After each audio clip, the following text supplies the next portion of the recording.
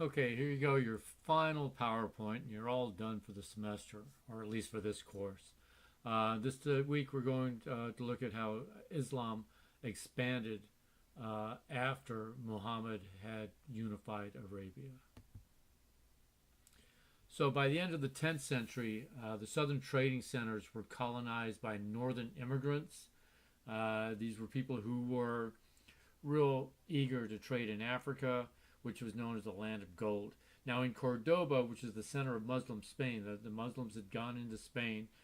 One had access to goods coming from Delhi, the Sultanate in northern India, and from what is now Bulgaria and Eastern Europe to Sudan.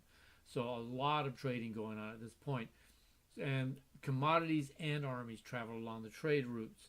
So, it made it easier to expand one's empire.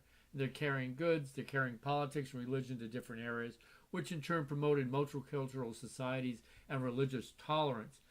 Now, this is kind of a sad thing. I know in Spain, at the time that the Muslims were there and were dominant, Jews, Christians, and Muslims all lived alongside each other relatively peacefully. It'd be nice if we could see that today in all countries. Now, Muslim traders brought Islam to West Africa, which is one of the countries we're looking at this week. And while Islam became a common aspect of the cultural landscape, it did not stop earlier religious and cultural practices from occurring.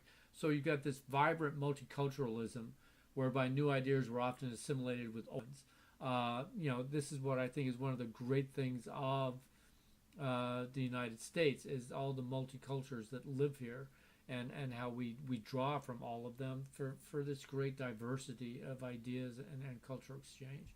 All right, now, Northern Africa's faltering economy was recovered due to Arab conquest, which then extended a trade network into West Africa and East Asia and led to Berber colonies in the Sahara. In 1453 CE, the Ottoman Empire conquered the city of Constantinople, which is in modern-day Turkey. This solidified it as the new imperial power that would replace the old Roman Empire. So, while other things are happening in Europe, this is what's happening in the Mideast. This coincidence with the sunset of nomadic practices, so that nomadic practices are dying out, except those in literary works like Dedi Kurtut. The two maps show Constantinople here before and after the Ottoman conquest. Map on the right, as the caption reads, the oldest surviving map of the city and the only surviving map which predates the Turkish conquest of 1453. Now, Islam became the dominant religion of the ruling classes in various Arab empires. Because the Islamic religion was not imposed on indigenous cultures, however, local religious practices often existed alongside Islam, like I said with Spain. However, religious groups were taxed differently, didn't have the same access to power, so it wasn't a truly democratic society. The new political and military elite largely consisted of carefully selected and highly educated slaves of the Sultan, which was a contrast to the large feudal army that did not become a landed aristocracy as it had in Europe. Now, Turkish was both the administrative language and the ethnic background of the Ottoman dynasty. So this gives you some background if you should go on and study other literature or other history. Finally, we just want to have a look at the impact, influence on Hinduism, which is the religion we looked at when we were looking at India.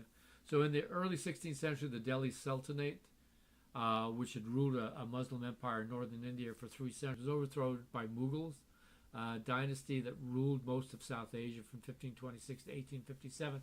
Now, this Mughal dynasty would become the most powerful political force in Asia, and in combination with its Delhi Sultanate predecessor, would provide a cultural tradition that is still evident in South Asia today.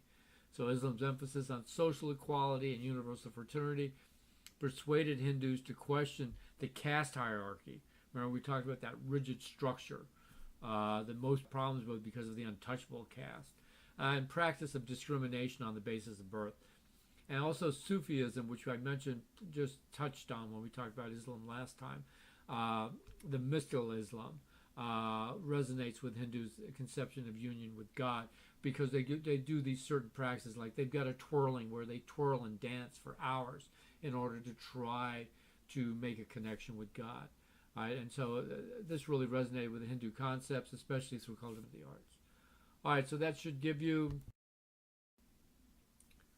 a little bit of understanding of how Islam expanded. And we're not, unfortunately, we're at the very end of the course. There's not a lot of detail we can go into, but we never touched on the African continent. So this is the one chance in the book to touch on what's more modern Africa.